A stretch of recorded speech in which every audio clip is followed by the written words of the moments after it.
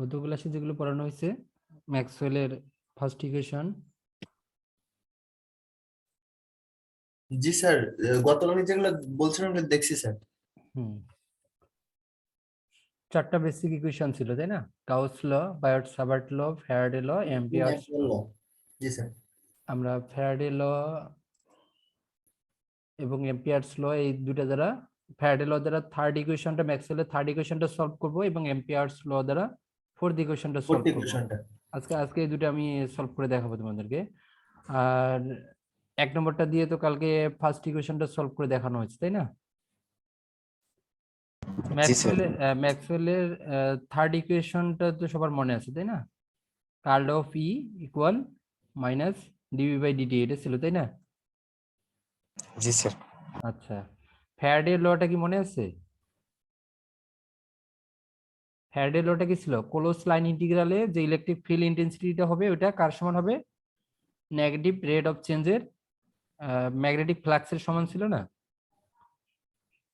এটা ফ্যারাডে লটা তো এটাই ছিল, নেগেটিভ রেট অফ চেঞ্জের সমান ছিল, এটা ছিল না? জি স্যার, একটা মাইনাস কম হবে স্যার ওখানে। কালকের স্লাইডে অ্যাড করা আছে তো এই জন্য এরকম মনে হচ্ছে। এটা ছিল না ফ্যারাডে লটা? জি স্যার। জি স্যার। আচ্ছা, ফ্যারাডে ল এটা ছিল আমার, যে আমার যে ইলেকট্রিক ফিল্ডটা হবে সেই ইলেকট্রিক ফিল্ডটা ক্লোজ লাইন ইন্টিগ্রালের যে ইলেকট্রিক ফিল্ড ইন্টেন্সিটি হবে সেই ইলেকট্রিক ফিল্ড ইন্টেন্সিটিটা কার সমান হবে? ম্যাগনেটিক ফ্লাক্সের নেগেটিভ রেট অফ চেঞ্জের সমান হবে তাই না? ম্যাগনেটিক ফ্লাক্সের। আবার ম্যাগনেটিক ফ্লাক্সেরও তো একটা ল আছে যে ম্যাগনেটিক ফিল্ড থেকে ম্যাগনেটিক ফ্লাক্সের একটা ইকুয়েশন আছে, তো এটা আমরা জানি তাই না? ওগুলো আমরা আস্তে আস্তে জানবো। তো এটা ফ্যারাডে ল। ফ্যারাডে ল আমার আর এগুলো জানার দরকার নাই, আমার শুধুমাত্র ইকুয়েশনটা হলেই আমি ম্যাক্সওয়েলের থার্ড ইকুয়েশনটা সলভ করতে পারবো। এরপরে অ্যাম্পিয়ার্স লতে আসি। অ্যাম্পিয়ার্স লটাতে ছিল কি তোমার? ম্যাগনেটিক ইন্ডাকশন, ক্লোজ লাইন ইন্টিগ্রালে ম্যাগনেটিক ইন্ডাকশনটা কার সমান হবে? মিউ নট টাইম যে কারেন্ট ফ্লো হবে তার সমান হবে। ক্লোজ লাইন ইন্টিগ্রালে যে কারেন্টটা ফ্লো হবে, টোটাল কারেন্টটা, তার সমান হবে মিউ নট টাইম। কত টাইম? Mu not time. এটাকে আমরা বলছিলাম কি পারমিটিভিটি, পারমিয়াবিলিটি বলছিলাম তাই না? ফ্রি স্পেসের পারমিয়াবিলিটি। তো এই দুটো ইকুয়েশন দিয়ে আমরা মেইনলি ম্যাক্সওয়েলের থার্ড এবং ফোর্থ ইকুয়েশনটা সলভ করব। ম্যাক্সওয়েলের ফোর্থ ইকুয়েশনটা ছিল এটা, আর ম্যাক্সওয়েলের থার্ড ইকুয়েশনটা ছিল আমার এটা, যে curl of E equal minus d B by d t তাই না? আর ফোর্থ ইকুয়েশনটা তো আমার এটা। আমরা এই দুটো আজকে সলভ করব, দেখি করতে পারি কিনা। কোশ্চেনের প্যাটার্ন এরকম আসতে পারে যে derive the Maxwell third field equation for electromagnetic field. Electromagnetic ফিল্ডের ক্ষেত্রে ম্যাক্সওয়েলের থার্ড ইকুয়েশনটা ড্রাইভ করতে বলা হতে পারে, অথবা এভাবেও আছে যে state and prove the Maxwell third equation based on Faraday law, এভাবেও আসে। ঠিক আছে, ঘাবড়ানোর কিছু নাই, এভাবেও কোশ্চেন আসতে পারে। তখন বুঝে নিতে হবে যেহেতু ফ্যারাডে ল বলছে তাহলে ম্যাক্সওয়েলের থার্ড ইকুয়েশন, বা এভাবেও আসতে পারে যে ম্যাক্সওয়েলের ইকুয়েশনকে ড্রাইভ করে ফ্যারাডে ল থেকে। এইভাবে সাধারণত কম আসে। থার্ড ইকুয়েশন মানেই তো আমরা বুঝতে পারবো যে curl of equal d B by d t minus d B by d t তাই না? তো অ্যাকর্ডিং টু ফ্যারাডে ল থেকে আমি কি এটা বলতে পারি যে ক্লোজ লাইন ইন্টিগ্রালে ইলেকট্রিক ফিল্ড ইন্টেন্সিটিটা ডিবি তোমার হচ্ছে magnetic negative rate of change magnetic ফ্লাক্সের সমান, এটা আমি বলতে পারি? আমার এই ল্যাঙ্গুয়েজটার দরকার নাই, আমি যদি এভাবেই বলে দিই যে according to Faraday law for close line ইন্টিগ্রালের ক্ষেত্রে যদি আমি কনসিডার করি, এবং যেখানে তোমার ইলেকট্রিক ফিল্ড ইন্টেন্সিটিটাই এবং ম্যাগনেটিক ফ্লাক্সটা হচ্ছে কি ফাই, তাহলে কি আমি এক নম্বর ইকুয়েশনটা লিখতে পারি? লেখা যাবে? ফ্যারাডে ল অনুসারে কি আমি এটা লিখতে পারি এক নম্বর ইকুয়েশনটা? জি স্যার। আচ্ছা জি স্যার, লেখা যায়। আচ্ছা, এটা যদি লেখা যায় তাহলে ম্যাগনেটিক ফ্লাক্স, এগেইন আমরা ম্যাগনেটিক ফ্লাক্স ইকুয়াল টু কি জানি? ফাই ইকুয়াল টু কি জানি? ইন্টিগ্রেশন সারফেসের ক্ষেত্রে ম্যাগনেটিক ফিল্ড কি হবে সেটার সমান কিনা ইন্টিগ্রেশন, এটা না? জি স্যার। এটা কিনা, এটা আমরা জানি কিনা? জি স্যার। সবাই জানে তো ম্যাগনেটিক ফ্লাক্স এবং ম্যাগনেটিক ফিল্ডের মধ্যে একটা রিলেশন আছে, এটা জানো? না হলে তড়িৎ চুম্বকীয় অধ্যায় তোমার 3 অথবা 4 নম্বর অধ্যায় মনে হয় তাই না? ইয়াতে ফিজিক্সের 2 নম্বর দ্বিতীয় দ্বিতীয় দ্বিতীয় পত্রের তোমার হচ্ছে ইন্টারমিডিয়েটের দ্বিতীয় পত্রে দেখবা 4 অথবা 5 নম্বর চ্যাপ্টারে এটা আছে। লরেন্স ল, তারপরে তোমার এই ল গুলো ওখানে আছে। তোমার হচ্ছে আহ, তোমার ওখানে আছে 5 নম্বর চ্যাপ্টারটাতে এগুলো আছে। লরেন্স ল বা হলো ম্যাগনেটিক ফ্লাক্স, ম্যাগনেটিক ফিল্ড, এগুলোতে ওখানে দেখবা আছে। তো আমরা যে 1 নম্বর ইকুয়েশনটা পাইলাম কি, যে ক্লোজ লাইন ইন্টিগ্রালে যে ইলেকট্রিক ফিল্ড ইন্টেন্সিটি আছে সেটা হচ্ছে কার সমান, হচ্ছে negative rate of change magnetic flux এর সমান, তাই না? এটার সমান। আবার আমরা জানি ম্যাগনেটিক ফ্লাক্সটা হচ্ছে তোমার কি, ম্যাগনেটিক ফিল্ডের সাথে তোমার কি, ম্যাগনেটিক ফিল্ডের সাথে রিলেশন আছে না এর? আছে কিনা? জি স্যার আছে। এর সাথে রিলেশন আছে। এর সাথে রিলেশন কি, যে ক্লোজ লাইন ইন্টিগ্রালে তোমার এটার সমান হবে। তাহলে আমরা যে ফাই এর ভ্যালুটা, ম্যাগনেটিক ফ্লাক্সের ভ্যালুটা 1 নম্বর ইকুয়েশনটাতে বসাই দিতে পারবো কিনা? যাবে? বসানো যাবে? যাবে স্যার। আচ্ছা, বসাই দেই। তো বসাই দিলে কি আমার এরকম ইকুয়েশনটা এরকম আসে, দেখো তো। এইদিকে তো এটা ছিলই, যে ক্লোজ লাইন, এটা কিন্তু লাইন ইন্টিগ্রাল আর এটা কিন্তু সারফেস ইন্টিগ্রাল। একটু চিন্তা করে দেখো, কিন্তু দুইটা কিন্তু দুই রকম। ওটাতে আমার সমস্যা নাই, আমি যখন ক্যালকুলেশন করবো দুইটাকে একই ফরম্যাটে নিয়ে আসবো। যেমন গত ক্লাসে আমরা দেখছিলাম গাউস লর ক্ষেত্রে, যে ভলিউম ইন্টিগ্রাল এবং আর একটা কি ছিল, সারফেস ইন্টিগ্রাল, তাই না? দুইটা ছিল কিনা? জি স্যার। দুইটাকে সারফেসে নিয়ে আসছে কিভাবে, ডাইভারজেন্স থিওরাম অ্যাপ্লাই করে। যে ডাইভারজেন্স থিওরাম ভলিউম ইন্টিগ্রাল থেকে সারফেস ইন্টিগ্রালে কনভার্ট করা যায়, সেম অ্যাজ লাইন ইন্টিগ্রাল থেকে সারফেস ইন্টিগ্রালে কনভার্ট করার জন্য আরেকটা থিওরাম আছে, সেটাকে আমরা স্টোক থিওরাম বলবো। এটাও আমরা দেখছিলাম 1 নম্বর 2 নম্বর লেকচারে, দেখবা এই সূত্রগুলো আগেই পড়াইছি আমি। এই স্টোক থিওরাম বলো আর ডাইভারজেন্স থিওরাম বলো, এটাতে আমরা সূত্র হিসেবে অ্যাপ্লাই করব। এখন এখন মাইনাস এখানে ছিল কি, মাইনাস ডেল বাই ডিটি, এখানে ছিল ফাই, যেটা তোমার হচ্ছে ম্যাগনেটিক ফ্লাক্স। ম্যাগনেটিক ফ্লাক্সের এই ভ্যালুটা আমি এখানে বসাই দিলাম, সরাসরি এখানে বসাই দিলাম। কোনো সমস্যা নাই তো, তাই না? সমস্যা তো থাকার কথা না, সমস্যা আছে? না স্যার। আচ্ছা, আর একটু রিঅ্যারেঞ্জ করে লিখলাম, যে ইন্টিগ্রেশনটা সামনে নিয়ে এসে ডেরিভেটিভটাকে বি এর সাথে দিলাম। কোনো সমস্যা আছে? বুঝতে স্যার। অসুবিধা হয়েছে কারো? না স্যার। না না, স্যার। বুঝতে অসুবিধা নাই। এখন এখানে কিন্তু আমি সাফিক্স ব্যবহার করিনি, আমি গত ক্লাসেই বলছি যে সাফিক্সটা ব্যবহার করলে হবে, না হলে হবে। কিন্তু এই গোল চিহ্নটা দ্বারা আমরা বুঝবো যে এটা হচ্ছে ক্লোজ ইন্টিগ্রেশন, আর এই দিকে শেষের অংশটুকু দ্বারা বুঝবো এটা হচ্ছে লাইন ইন্টিগ্রেশন, না সারফেস ইন্টিগ্রেশন, না এটা ভলিউম ইন্টিগ্রেশন। বুঝে গেছে? যদি কারো বুঝতে অসুবিধা হয় তাহলে এখানে সাফিক্স ব্যবহার করবা, এল ব্যবহার করবা। আর যদি বুঝতে অসুবিধা না হয় তাহলে শেষের অংশটুকু দ্বারাই বুঝতে পারবা যে এটা হচ্ছে কোন ইন্টিগ্রেশন ব্যবহার করা হয়েছে। তাহলে এই দিকের অংশটা পুরোটাই আমার সেম থাকলো, বাট এইদিকে আমি একটু রিঅ্যারেঞ্জ করে নিলাম। তো অ্যাকর্ডিং টু স্টোক থিওরাম, এই প্রথম অংশটুকুকে এটা লাইন ইন্টিগ্রাল, আর এই দিকের অংশটুকু আমার কি, সারফেস ইন্টিগ্রাল।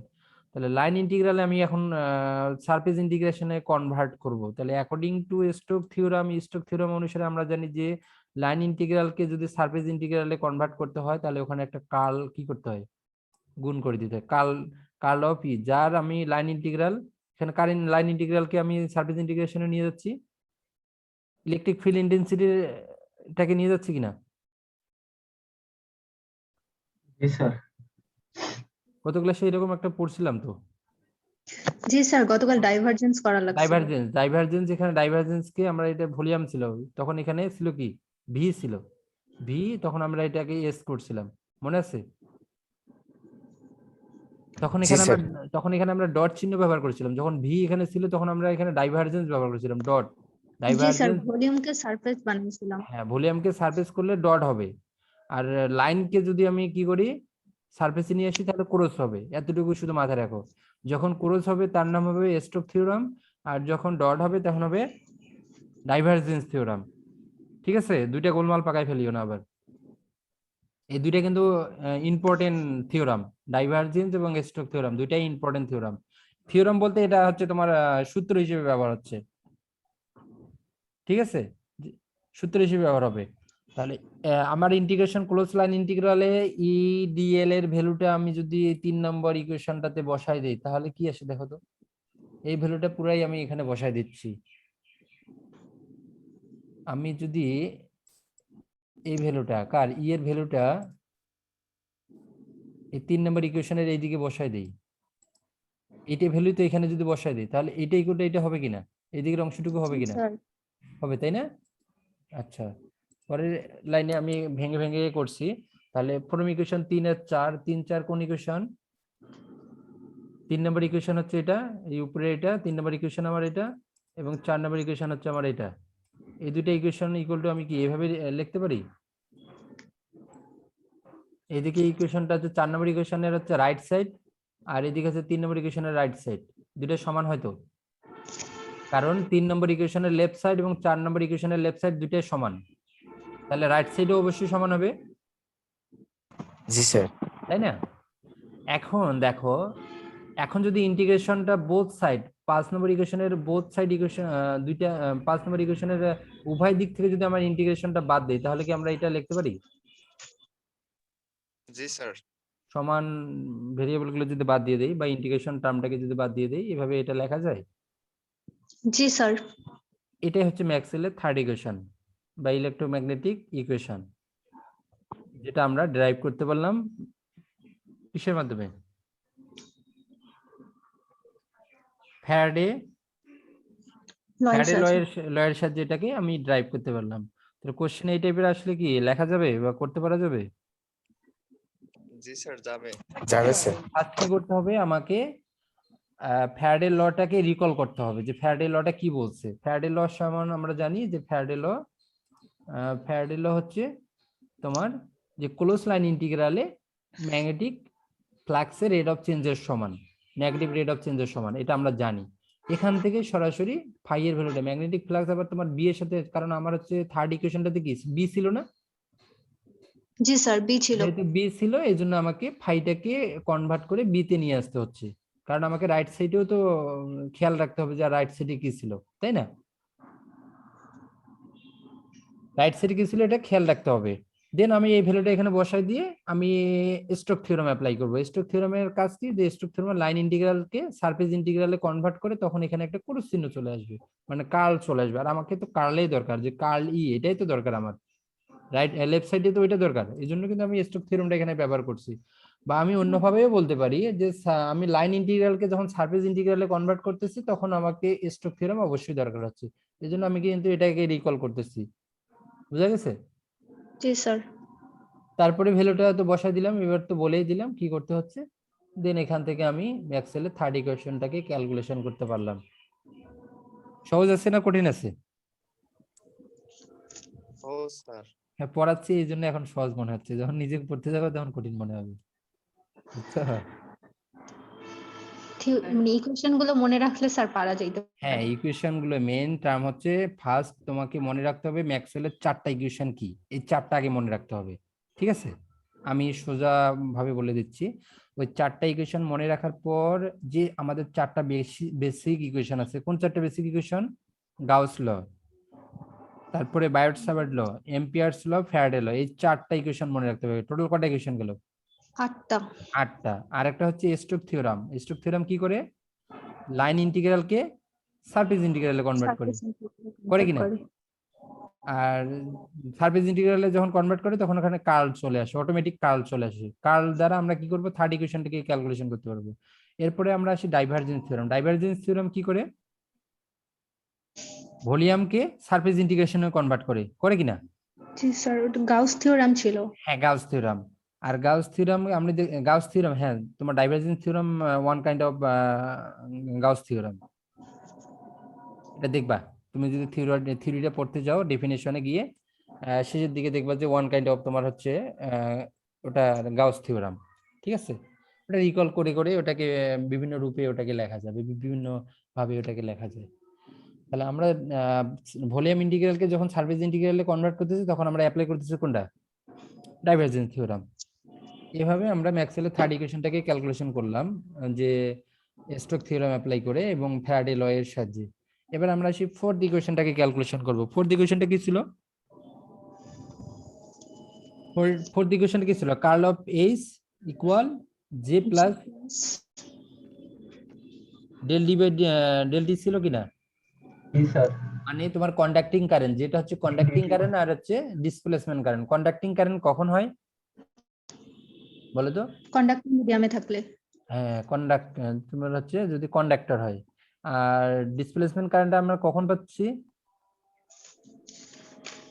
যদি ডাইইলেকট্রিক মিডিয়াম হয়। ডাইইলেকট্রিক মিডিয়ামের শর্ত কি ছিল? যে এখানে পোল ক্রিয়েট হবে, পজিটিভ এবং নেগেটিভ চার্জ ক্রিয়েট হবে, তাই না? তখন এটা ডাইপোল পাবো আমি। আচ্ছা, আমি এখন 4 নম্বর ইকুয়েশনটাকে ক্যালকুলেশন করব, ম্যাক্সওয়েলের ফোর্থ ইকুয়েশন, যেটা আমি এম্পিয়ার ল এর সাহায্যে ক্যালকুলেশন করতে পারতেছি, বা এটাকে ম্যাক্সওয়েলের fourth field equation of electromagnetic ফিল্ডেরও বলতে পারি। এখন এই Ampere's law, according to Ampere's law কি বলছে? এম্পিয়ার লটা কি বলছে? যে ক্লোজ লাইন ইন্টিগ্রেশনে ম্যাগনেটিক ইন্ডাকশন বা ম্যাগনেটিক ফিল্ডও বলতে পারি আমি এটাকে। ম্যাগনেটিক ফিল্ড বা ম্যাগনেটিক ইন্ডাকশনটা কার সমান ছিল? যে লাইন ইন্টিগ্রেশনে যে কারেন্টটা ফলো করবে, টোটাল কারেন্টটার, তার মিউ নট টাইম ছিল কিনা। কথাটা কি বোঝা যাচ্ছে? একটা ক্লোজ লাইন ইন্টিগ্রালের অবশ্যই তো কারেন্ট ফলো করবে যদি এটা কন্ডাক্টিং মিডিয়াম হয়। কন্ডাক্টিং বা হোমোজেনিয়াস মিডিয়াম ধরলাম, যেহেতু মিউ নটের ভ্যালুটা কি ধরে নিচ্ছি? মিউ নট ধরে নিচ্ছি, তাই না? মিউ নট মানে কি? অবশ্যই এটা হোমোজেনিয়াস ফ্রি স্পেস। তো তোমার বলছে ক্লোজ লাইন ইন্টিগ্রালে ম্যাগনেটিক ইন্ডাকশনটা কার সমান হবে? টোটাল কারেন্টের সমান, এবং অবশ্যই এটা মিউ নট টাইম। টোটাল কারেন্টের সমান হবে এবং কার কত টাইম? Mu not time. কারণ মিউ নটের একটা এক্সাক্ট ভ্যালু আছে আমাদের, আছে কিনা? জি স্যার। এত টাইম। এটা হচ্ছে তোমার Ampere's law, according to Ampere's ল। এটার সাহায্যে আমি প্রুফ করব। এখন এটা কেন আমি রিকল করলাম, এটা হচ্ছে প্রশ্ন। অনেকে বলতে পারে যে স্যার এখানে তো আমি ফ্যারাডে ল নিয়ে আসতে পারতাম। কেন ফ্যারাডে ল নিয়ে আসতে পারতেছি না? কারণ আমার ম্যাক্সওয়েলের ফোর্থ ইকুয়েশনটা ছিল কার্ল অফ এইচ। আবার আমরা জানি বি এইচ এর সাথে একটা সম্পর্ক আছে কিনা? জি স্যার। জি স্যার। এই জন্যই কিন্তু আমি হচ্ছে এখানে এম্পিয়ারস ল কে রিকল করছি, না হলে এখানে ফ্যারাডে ল রিকল করতাম। আর ফ্যারাডে ল রিকল করলে আমি এখানে কি পাইতাম? ই পাইতাম, ই অথবা ডি পাইতাম। কিন্তু আমার ই দরকার না ডি দরকার, এই দুইটার কোনোটাই দরকার না। আমার দরকার হচ্ছে এইচ। আমার যেটা দরকার হবে আমি তো সেটাকেই রিকল করব, না অন্য ভ্যালু রিকল করে আমি প্রুফ করতে পারবো এখানে? না স্যার। এই জন্যই আমি এখানে এম্পিয়ারস লটাকে রিকল করতেছি। আমার মনে হয় এটা সবাই বুঝতে পারছো, কারণ গত ক্লাসে এটা সুন্দরভাবে বুঝাই দিছি। ম্যাথমেটিক্যালি আমি এটাকে রিপ্রেজেন্ট করতে পারছি কার্ল অফ না তোমার হচ্ছে integration BDL equal mu not I. এটা আমি রিপ্রেজেন্ট করতে পারলাম কিভাবে? অ্যাম্পিয়ারস ল এর যে স্টেটমেন্টটা, সেখান থেকে আমি এটা লিখতে পারলাম, তাই না? আবার এটাকে দেখো তো একটু রিয়ারেঞ্জ করে নেই আমরা। মিউ নটটাকে আমরা যদি এইদিকে নিয়ে আসি ইকুয়াল চিহ্নের, তাহলে কি ভাগ হয়ে যাবে না? অথবা মিউ নট দ্বারা উভয় দিকে ভাগ করে দেই। এই স্কয়ার বক্সটাতে আমরা কি করি? উভয় দিকে ইকুয়াল চিহ্নের উভয় দিকে, এইদিকেও মিউ নট দ্বারা ভাগ করে দিই, এইদিকেও ভাগ করে দিই। তাহলে এইদিকে হচ্ছে আমার আই, আর এইদিকে কি আসতেছে? বি বাই মিউ নট আসতেছে কিনা? জি sir. B by mu naught আসে। আবার আমরা জানি যে এটা যদি হোমোজেনিয়াস মিডিয়াম হয়, সেক্ষেত্রে বিটা কার সাথে রিলেশন? বি ইকুয়াল টু আমরা মিউ নট এইচ লিখতে পারি।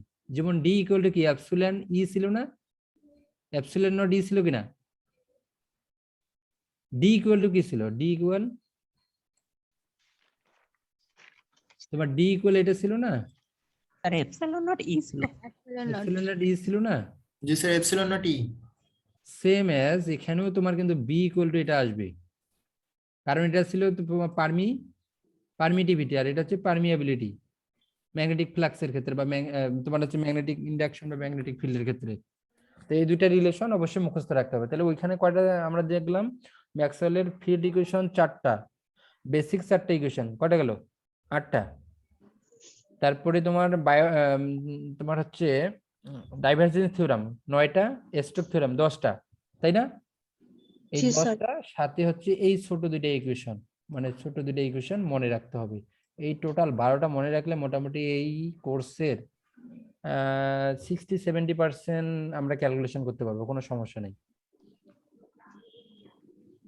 কারণ এই কোর্সের ম্যাক্সিমামই হচ্ছে ডেরিভেশন, মানে ড্রাইভ করতে হবে, ইকুয়েশন গুলো ড্রাইভ করতে হবে, ঠিক আছে? তাহলে এই 12টা ইকুয়েশন অবশ্যই মুখস্থ করে রাখবা। এরপরে আসি, আমি যদি বি এর ভ্যালুটা এখানে বসাই দেই, বি বাই মিউ নট এর ভ্যালুটা, তাহলে কি আমার এরকম আসে? এই ভ্যালুটা ইকুয়াল টু আমি কি পাইছি? এইচ পাইছি। এইচটা যদি আমি 1 নম্বর ইকুয়েশনে বসাই দেই, তাহলে কি আসে? Integration close integration H d l by I, SDL equal to I আছে কিনা? জি স্যার।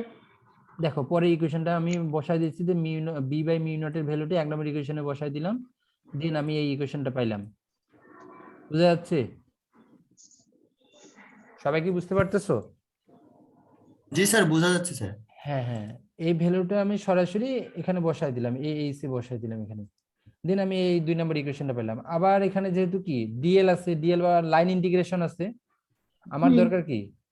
আমার দরকার সারফেস। সারফেস। আমি এখানে কনসিডার করতেছি না, আমার এখানে দরকার এই সাইনটা দরকার, আমার এইটা দরকার, কার্ল দরকার। আমার এইটা দরকার, কারণ আমার 4 নম্বর ইকুয়েশন ম্যাক্সওয়েলের 4 নম্বর ইকুয়েশনে আমার এখানে কার্ল আছে, আমার এইটা দরকার, দরকার কিনা? আমার এটা যেহেতু দরকার, আমি সরাসরি তখন কি করব, এই দিকের অংশটুকুকে এখানে আমি কার্ল অ্যাপ্লাই করব, এই স্টোক থিওরাম অ্যাপ্লাই করব। তাহলে এখানে স্টোক থিওরাম ব্যবহার করলে আমি সরাসরি এখান থেকে কি পাবো, এই ভ্যালুটা পাবো, কোনো ব্যাপারই না, তাই না? এক কথা হচ্ছে আমার প্রুফ করার জন্য আমাদের লেফট সাইড অথবা রাইট সাইড যে কোনো একটাকে কি করতে হবে, টার্গেট করতে হবে। হয় লেফট সাইড থেকে রাইট সাইডে আমি প্রুফের দিকে যাব, অথবা রাইট সাইড থেকে লেফট সাইডের দিকে প্রুফের দিকে যাব, তাই না? যে কোনো একটাকে কি করতে হবে, কনসিডার করতে হবে কিনা, তাই না? তাহলে অ্যাকর্ডিং টু স্টোক থিওরাম আমি এটা লিখতে পারি,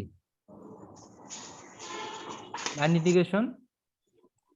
জি স্যার, লেখা যায় স্যার। হ্যাঁ, স্টোক থিওরাম অনুসারে আমি এটা লিখতে পারতেছি। তাহলে close line integration HDL equal to, আমি এই ভ্যালুটা 3 নম্বরে যে ভ্যালুটা পাইছি সেই ভ্যালুটা আমি 2 নম্বরে বসাই দেব, বসাই দিলে কি আমি এটা লিখতে পারি? এটা কিন্তু ইউনিট ভেক্টর, এটা আমরা জানি। ইউনিট ভেক্টর কি আর নতুন ভাবে পড়ানোর দরকার আছে? মানে ক্ষুদ্রতম অংশ, এটা এগুলো তো আর পড়ানোর দরকার নেই, এগুলো তো কোনো কাজেও দিবে না।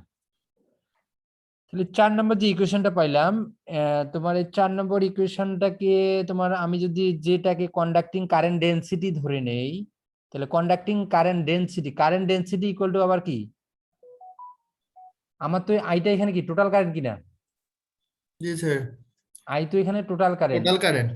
আর আমরা ডেনসিটি তো গতকালকে বলছিলাম যে ডেনসিটি কি হবে, ক্ষুদ্র ক্ষুদ্র অংশ মিলে তারপরে ডেনসিটি বের করা হয়, তাই কিনা? জি স্যার। তাহলে কারেন্টের টোটাল কারেন্ট হচ্ছে আই কারেন্টের যদি ডেনসিটি এখানে জে হয়, তাহলে আমরা আই ইকুয়াল টু কি ইন্টিগ্রেশন জে, ক্ষুদ্র ক্ষুদ্র জে গুলোকে আমরা J1 J2 J3 J4 J5 এভাবে যে এন পর্যন্ত আমি সামেশন করলে তো আই পাবো কিনা? পাবো স্যার। পাওয়া যাবে, এটাতে তো সবাই একমত, তাই না? জি স্যার। তাহলে এখানে আই এর ভ্যালু পাইছি, আবার এখানে একটা আই আছে। 4 এবং 5 নম্বর ইকুয়েশনকে যদি আমি ইকুয়েটিং করি, তাহলে বা অথবা 4 নম্বরে যদি 5 নম্বরে আই এর ভ্যালুটা 4 নম্বরে আমি বসাই দেই, তাহলে এই দিকের লেফট সাইডের ভ্যালুটা ইকুয়াল টু রাইট সাইডের ভ্যালুটা হবে কিনা, 5 নম্বরের রাইট সাইডের ভ্যালু সমান হবে কিনা?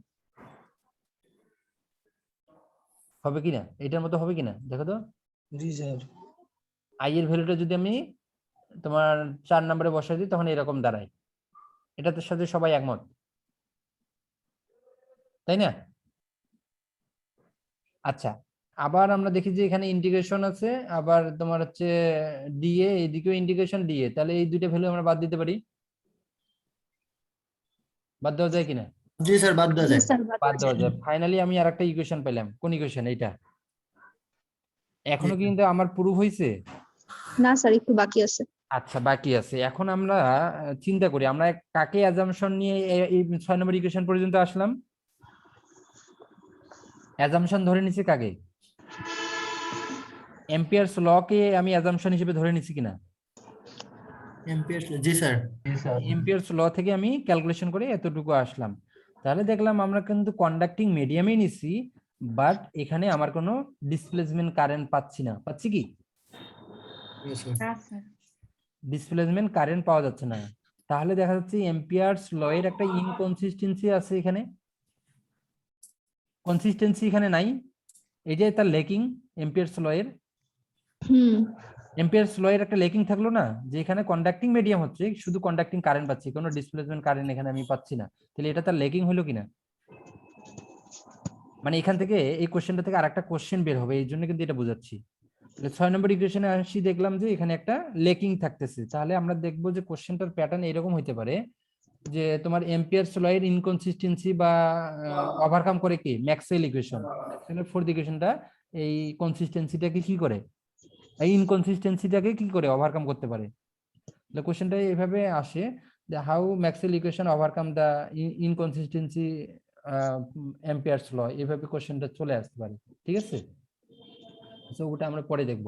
6 নম্বর ইকুয়েশনটা একটু মনে রাখো, কার্ল এইচ ইকুয়াল জে, আমরা এটা পাইছি তাই না, যেটাকে আমি কি করছি কন্ডাক্টিং কারেন্ট ডেনসিটি হিসেবে কনসিডার করছি। 6 নম্বর ইকুয়েশনটা একটু মনে রাখো। এরপরে আমরা দেখি যদি উভয় দিকে আমরা ডাইভারজেন্স দিই, আমরা এখন এটাকে ওভারকাম করব কোনটাকে, যেহেতু এখানে আমরা কি পাই না, ডিসপ্লেসমেন্ট কারেন্ট পাই না, এটাকে ওভারকাম করার জন্য আমাদের একটা কি করতে হবে, 6 নম্বর ইকুয়েশনের উভয় দিকে ডাইভারজেন্স নিতে হবে। ঠিক আছে, taking divergence of both side of equation 6, আমি এটা লিখতে পারি, 6 নম্বর ইকুয়েশনটা লিখতে পারি, লেখা যায়? জি স্যার, লেখা যায়। আচ্ছা, এখানে আরেকটা বিষয় আছে যে ডাইভারজেন্স যদি তার ভিতরে আবার কার্ল এবং কোনো একটা ভেক্টর থাকে, সেটা ইকুয়াল টু 0 লেখা যায়, 0 হয়ে যায়। 0 হয়ে যায়। ডাইভারজেন্স এবং কার্ল অফ যদি কোনো একটা ভেক্টর থাকে, curl of A, curl of A দেওয়া আছে, কার্ল অফ এ, এটা দ্বারা আমরা ধরলাম যে এটা একটা ভেক্টর, সেম এজ যদি এটাও ভেক্টর হয় তাহলে এইসও একটা আমার ভেক্টর, কারণ ভেক্টর সাইন দ্বারা আমি রিপ্রেজেন্ট করছি, তাই না? তাহলে দেখো তো নিচের এই ফর্মুলাটার সাথে আমার উপরের এই ফর্মুলার 7 নম্বর ইকুয়েশনের রাইট সাইডটা ম্যাচ করে কিনা, এইটা ম্যাচ করে কিনা দেখো তো। জি জি স্যার, স্যার, ম্যাচ করে। ম্যাচ করে, তাহলে 7 নম্বর ইকুয়েশনের তোমার হচ্ছে লেফট সাইডে আমার 0 আসতেছে, 0 ইকুয়াল টু আমার রাইট সাইডে ভ্যালু হচ্ছে ডাইভারজেন্স জে, এরকম লিখতে পারি ভ্যালুটা যদি আমি বসাই দিই। জি স্যার। ফাইনালি আমি পাচ্ছি কি, ডাইভারজেন্স জে ইকুয়াল টু 0, 8 নম্বর একটা ইকুয়েশন পাইলাম, পাইছি কিনা? জি স্যার। আচ্ছা, এখন আসো আমার টার্গেট কি হচ্ছে, এখন ইনকনসিস্টেন্সিটাকে আমি ওভারকাম করব, মানে আমার হচ্ছে শুধু যে এখানে কি পাচ্ছি, কন্ডাক্টিং কারেন্ট পাচ্ছি কিনা, এই কন্ডাক্টিং কারেন্ট না, এখানে আমি ডিসপ্লেসমেন্ট কারেন্টও পাবো, এটাকে আমি ওভারকাম করব কিসের মাধ্যমে, ম্যাক্সওয়েলের ফোর্থ ইকুয়েশনটার সাহায্যে। আচ্ছা ঠিক আছে, আমরা আসি, আমরা ফাইনালি এই ইকুয়েশনটা পাইছি। এখন এখানে দেখো ইকুয়েশন 8 এটাকে বলছে যে Ampere's law is inconsistent with time varying equation of continuity. Time varying equation of কন্টিনিউটির ইকুয়েশন কিন্তু এটা, টাইম ভ্যারিং ইকুয়েশন অফ কন্টিনিউটির ইকুয়েশন কিন্তু মেইনলি হচ্ছে এটা, কোনটা, এই নিচেরটা, বুঝা যাচ্ছে? কারণ রোটা হচ্ছে আমার চার্জ ডেনসিটি, রোটা হচ্ছে কি, তোমার যদি চার্জ ডেনসিটি না থাকে, মানে চার্জে না থাকে, তাহলে তুমি কারেন্ট পাবা না স্যার। চার্জ ছাড়া আমি কি কারেন্ট পাবো? সে না, আমার একটা ব্যাটারি আছে, আমার এখানে একটা ব্যাটারি আছে, আচ্ছা এটা ব্যাটারি তো হলো না, আমার এখানে একটা বাল্ব আছে, হ্যাঁ, তারপরে এখানে আমি একটা ব্যাটারি লাগাই দিচ্ছি, আমার এই ব্যাটারি যদি চার্জিং এ না থাকে, তাহলে কি সে এদিক দিয়ে চার্জ ফলো করবে? চার্জ ফলো করবে? চার্জ ফলো করবে? আর চার্জ না ফলো না করলে স্যার। বাল্বটা আমার জ্বলবে? না স্যার, না স্যার। চার্জ চার্জ থেকেই ফলো তো না, ইলেকট্রন নেওয়া হ্যাঁ, হবে, তখনই তো হ্যাঁ, তখনই কারেন্টটা না আমি ফলো কারেন্ট করবে। পাবো, তাই না? তখনই স্যার। কারেন্ট পাবো। তাহলে আসলে যখন টাইম ভ্যারিং ইকুয়েশন অফ কন্টিনিউটির এক্সাক্ট ইকুয়েশন হচ্ছে কিন্তু তোমার এটা, এক্সাক্ট ইকুয়েশন হচ্ছে কোনটা, এখানে, কারণ এখানে রোটা সমান সমান আমরা জানি কি, charge density, rota charge density কিনা, রোটা আমার চার্জ ডেনসিটি, বাট আমি ইকুয়েশনটা ক্যালকুলেশন করে কি পাইছি, যে ডাইভারজেন্স জে ইকুয়াল টু, যে আমি কন্ডাক্টিং কারেন্ট ডেনসিটিটা ইকুয়াল টু কি পাইছি, ডাইভারজেন্স জে ইকুয়াল টু 0 পাইছি। তো এটাই এই জন্য বলছে যে এম্পিয়ারস ল ইজ ইনকনসিস্টেন্স, তাহলে এই ইনকনসিস্টেন্সটা আমাকে ওভারকাম করতে হবে কিনা, জি স্যার। এই ইনকনসিস্টেন্সটা ওভারকাম করার জন্য আমার ম্যাক্সওয়েলের ফোর্থ ইকুয়েশনটাই আসবে। তো ফাইনালি মানে এটা হচ্ছে কিন্তু আরেকটা কোশ্চেন, আমি কিন্তু এটা এইখানে বলি নাই, মানে এই পর্যন্ত যদি আসে তাহলে আরেকটা কোশ্চেন, এটা কিন্তু আরেকটা কোশ্চেন, এই কোশ্চেনটার অ্যান্সার কিন্তু এই পর্যন্তই না, এই কোশ্চেনটার অ্যান্সার কিন্তু তখন তোমার এইভাবে আসে যে এম্পিয়ারস ল এর ইনকনসিস্টেন্সিটা ওভারকাম করে ম্যাক্সওয়েলের ইকুয়েশন দ্বারা কিভাবে, তখন তোমাকে এই পুরোটাই লিখতে হবে এইভাবে, ঠিক আছে? তো আসি আমরা, তাহলে রোটাকে আমি এখানে কি বলছি, রোটা এখানে চার্জ ডেনসিটি এবং continuity, time varying equation of কন্টিনিউটির জন্য। এবার আমরা আসি, এটা তো আমরা জানলাম ইকুয়েশন অফ কন্টিনিউটির ইকুয়েশন হচ্ছে এটা, তাই না? এটা আমরা জানি, কিছুক্ষণ আগেও দেখলাম, আবার বললাম, ঠিক আছে? এটা যদি আমার চার্জ ইকুয়েশন অফ কন্টিনিউটির ইকুয়েশন হয়, তাহলে according to Maxwell first equation, আমরা ফার্স্ট ইকুয়েশনে জানি কি চার্জ ডেনসিটি সমান কিনা, টোটাল চার্জ ডেনসিটি চার্জের সমান কিনা, এখানে এটা আমরা জি জানি কিনা, স্যার। ম্যাক্সওয়েলের ফার্স্ট ইকুয়েশন এটা জানি কিনা, জি ফার্স্ট স্যার ইকুয়েশন সমান রো এর ভ্যালু আমরা কি পেলাম ডাইভারজেন্স ডি। এই রোটার ভ্যালু আমি কি এটা পাচ্ছি কিনা ফাইনালি। এই রো জি এর স্যার। ভ্যালুটা আমি এখন এই যে 9 নম্বর ইকুয়েশনটাতে বসাই দেবো। 9 নম্বর ইকুয়েশনে বসাই দিলে কি দেখো তো এরকম আসে কিনা, এদিকের ভ্যালুর কোনো পরিবর্তন হবে না, এদিকে আমার ডেরিভেটিভেরও কোনো পরিবর্তন হচ্ছে না, এই শুধু রো এর পরিবর্তে এই রোটার পরিবর্তে আমি এখন বসাই দেবো, রোটার পরিবর্তে এখন কি বসাই দেবো ডাইভারজেন্স ডি। ডাইভারজেন্স ডি বসাই দিলাম। ঠিক আছে ওকে। জি এখন স্যার। দেখো যেহেতু এটা ডাইভারজেন্সের সাথে তো ডেরিভেটিভ কাজ করতে পারে না, করবে কি? ডাইভারজেন্সের সাথে কি ডেরিভেটিভ হবে? ডাইভারজেন্সের কি ডেরিভেটিভ হয় কখনো? না ডি এর ডেরিভেটিভ হবে? ডেরিভেটিভ হবে কার? Yes, D. sir. ডি এর। এর জন্য একটু ইন্টারচেঞ্জ করে নেব। ইন্টারচেঞ্জ করে নিলে আমার ইকুয়েশনটা, এটা তো ওই ইকুয়েশনটাকে এখানে লিখছি, ঠিক আছে, যাতে সহজে বুঝতে পারো, এর জন্য এখানে লিখছি। আমি ইন্টারচেঞ্জ করলে কি এরকম আসে, দেখো তো এই নিচের ইকুয়েশনের এই ভ্যালুটা এবং এই ভ্যালুটার মধ্যে কোনো পার্থক্য আছে নাকি? 2 আর 4 গুণ করলেও তোমার 8 হবে, আর 8 আর 4 আর 2 গুণ করলেও কিন্তু 8ই হবে, তাই না? জি স্যার। বোঝা যাচ্ছে বিষয়টা? কিন্তু আমাদের সুবিধার জন্য কাউকে আগে নেব কাউকে পিছিয়ে নেব, সেটা আমাদের সুবিধার জন্য, আমাদের ক্যালকুলেশনের সুবিধার জন্য। ডাইভারজেন্সটা সামনে নিয়ে আরেকটা সুবিধা হয়েছে, আমি ইকুয়াল চিহ্নের এইদিকে দুটাকে নিয়ে আসলাম, এই ভ্যালুটাকে ইকুয়াল চিহ্নের এইদিকে নিয়ে আসলাম, ঠিক আছে, নিয়ে আসলাম। নিয়ে আসার পর দেখো তো এখানে নিয়ে আসার পর দুই দিকে দুইটাতে ডাইভারজেন্স আছে কিনা, আর সেম জিনিস থাকলে আমরা কমন নিতে পারি কিনা? কমন নেওয়া যায়? আচ্ছা কমন নিয়ে নিলাম। কমন নিলে আমার divergence J plus del D by del t, এটা আমি লিখতে পারি ইকুয়াল টু 0। কেউ যদি কি মনে করে এটাকে আরেকটা না সমীকরণ দেয়, তাহলে এই সমীকরণটা ধরে নিলাম, এই সমীকরণটা ইকুয়াল টু 0, আবার এই সমীকরণটা ইকুয়াল টু 8 নম্বর সমীকরণটা ইকুয়াল টু 0। তাহলে আমি কি বলতে পারি যে del G divergence J equal to, আমি বলতে পারি যে এইটা এই ইকুয়েশনটা, তাই কিনা? জি স্যার। এই হিসেবেও প্রুভ করা যায়, অথবা শুধুমাত্র বলতে পারি যে হ্যাঁ এখানে শুধু আমি পাইছি কন্ডাক্টিং কারেন্ট, তাহলে আমি এখানে পাচ্ছি ডিসপ্লেসমেন্ট কারেন্ট, দুইটাতে একই জিনিস, একই কিনা? যেহেতু এদিকে 0 আছে, তাহলে এই ভ্যালুটা আমি সরাসরি 6 নম্বর ইকুয়েশনে বসাই দিতে পারবো কিনা দেখো তো, এইখানে পারা যাবে? 6 নম্বর ইকুয়েশনে বসাই দিলে ফাইনালি আমার ইকুয়েশন, মানে এই যে এই জায়গাটাতে যদি বসাই দিই, বুঝো না এখনো? আমার এই ভ্যালুটা ইকুয়াল টু 0 আসছে কিনা? হুম। আচ্ছা শেষের দিকে আসো, এই ভ্যালুটা ইকুয়াল টু 0 আসছে কিনা? জি স্যার। তাহলে এইটা ইকুয়াল টু আমি কি এইটা লিখতে পারি, যে এই অংশটুকু শুধু লিখতে পারি, এটা যেহেতু এইটা ইকুয়াল টু 0, মনে করে এই অংশটুকু নাই আমার। আচ্ছা আর একটু বুঝাই দিই ভালো করে, এই পর্যন্ত তো বুঝতে পারছো তাই না? এই পর্যন্ত তো কোনো সমস্যা নাই? না স্যার বুঝছি এই পর্যন্ত।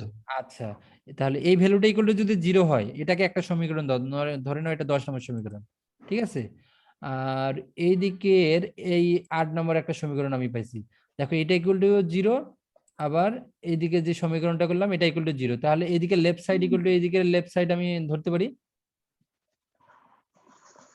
জি স্যার পারি। আচ্ছা এই ভ্যালুটা আমি এখন বসাই দেবো কোথায়? এই ভ্যালুটা আমি এখন বসাই দেবো, যেহেতু ডেল ডাইভারজেন্স জে এর ভ্যালু পাইছি, 7 নম্বরে আমি বসাই দিতে পারি কিনা এই ভ্যালুটা? পারি? জি স্যার। আচ্ছা 7 নম্বরে যদি বসাই দিই, তাহলে ফাইনালি আমার কি এই ইকুয়েশনটা আসে কিনা? এই ইকুয়েশনটা আসে কিনা দেখো তো।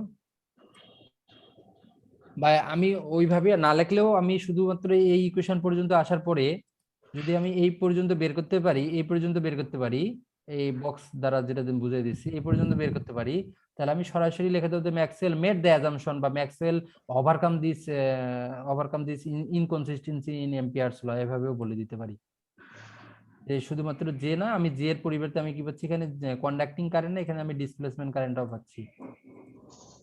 বুঝা গেছে? হ্যাঁ জে এর পরিবর্তে আমি শুধু জে পাচ্ছি না, জে এর সাথে কি পাচ্ছি, যখন আমি ম্যাক্সওয়েলের ইকুয়েশনটা ব্যবহার করলাম তখন ওখানে কি পাচ্ছি, কন্টিনিউটির ইকুয়েশনটা যখন ব্যবহার করলাম, কন্টিনিউটির ইকুয়েশনটা ব্যবহার করে এটা পাইছি কিনা? স্যার এই ভ্যালুটা আমি সরাসরি বসাই দিলাম তোমার এই 6 অথবা 7 নম্বর ইকুয়েশনে, তখন আমি ফাইনালি এই ইকুয়েশনটা পেলাম। এটা হচ্ছে কি ম্যাক্সওয়েলের ফোর্থ ইকুয়েশন কিনা দেখো তো। ইকুয়েশন জি স্যার। এই ফোর্থ ইকুয়েশনটাই জি, তাহলে স্যার। কি করতে পারলো, ওভারকাম করতে পারলো না ইনকনসিস্টেন্সি ইন অ্যাম্পিয়ারস ল। জি স্যার পারলো। কার স্যার ইনকনসিস্টেন্সিটা কি ওভারকাম করতে পারলো অ্যাম্পিয়ারস ল। Amperes তাহলে এই কোশ্চেনটা কয় ভাবে আসতে পারে বুঝা যাচ্ছে? 3 ভাবে আসতে পারে। যে ম্যাক্সওয়েলের ফিল্ড ইকুয়েশন ফোর্থ ইকুয়েশনটাকে তুমি ড্রাইভ করো, অথবা ম্যাক্সওয়েলের ফোর্থ ইকুয়েশনটা এম্পিয়ার ড্রাইভ করো বেস অন এম্পিয়ারস ল থেকে, অথবা এইভাবে কোশ্চেনটা আসতে পারে যে এম্পিয়ারস ল এর ইনকনসিস্টেন্সিকে ওভারকাম করতে পারে কে, ম্যাক্সওয়েলের ফোর্থ ইকুয়েশন। এইভাবেও আসতে পারে কোশ্চেনটা। করা যাবে? পারা যাবে স্যার। তাহলে এই যে মোটামুটি আমরা সলভ করলাম বা ড্রাইভ করলাম যে এই ম্যাক্সওয়েলের ফিল্ড ইকুয়েশন গুলো, এগুলো একটু দেখে নিবা। এর নেক্সট ক্লাসে আমরা অন্য আরেকটা ইয়া করবো, হ্যাঁ, রবি অথবা সোমবারের দিকে। ঠিক আছে? জি স্যার। আজকের ক্লাসটা তো এমনি বুঝতে পারছো সবাই, তাই না? জি স্যার বুঝছি। আচ্ছা।